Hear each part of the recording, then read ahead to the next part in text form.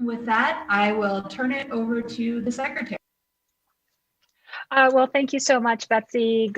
I was about to say good afternoon, but still good morning. Long mornings, but glad to be here with all of you. And just so happy to be here with George Stern, Jefferson County Clerk and Recorder, on another Colorado Election Day. When it comes to physical security, so far, there hasn't been any physical security issues. There was one issue yesterday that we referred to the Attorney General that included two men dressed in military fatigue. What is the right word? Clothes. Sorry, I'm not thinking of the right word. Filming voters at a drop box. There was one man with open carry. The police immediately were dispatched. The two observers ended up leaving, and we referred that incident to the Attorney General for investigation and if it merits prosecution. Okay, I'm on. Can you hear me okay? Yeah, hi, Ellison. Hi, thanks, Secretary, for having this call, and I appreciate it, Clerk, too, for you being here, too. I just wanted to ask you to clarify something. Sure.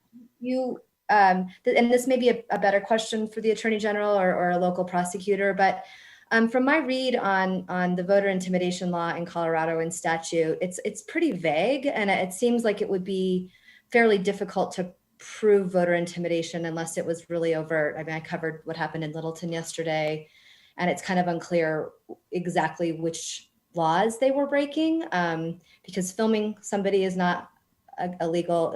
It's also not illegal to have open carry. I mean, I guess unless he was a felon or something, but it seems like it's kind of vague. And so I was wondering if you could talk a little bit about how you're going to approach these cases, when it's not super overt. That's a great question. So the voter intimidation law, we can pull and send it over to you. The basics of it is that you cannot impede someone from casting a ballot, and that's either from physically impeding them or impeding them from a fear-based situation. When it comes to voter intimidation, you're right. There is not a specific test, do X, Y, and Z, it's voter intimidation. There are things that are always per se voter intimidation, but a lot of times it's circumstantial. So filming a voter by itself may not be voter intimidation. Open carry by itself may not be voter intimidation.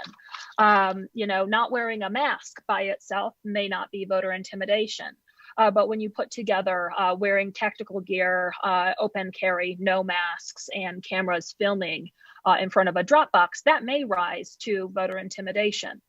So that's why we take those cases so seriously.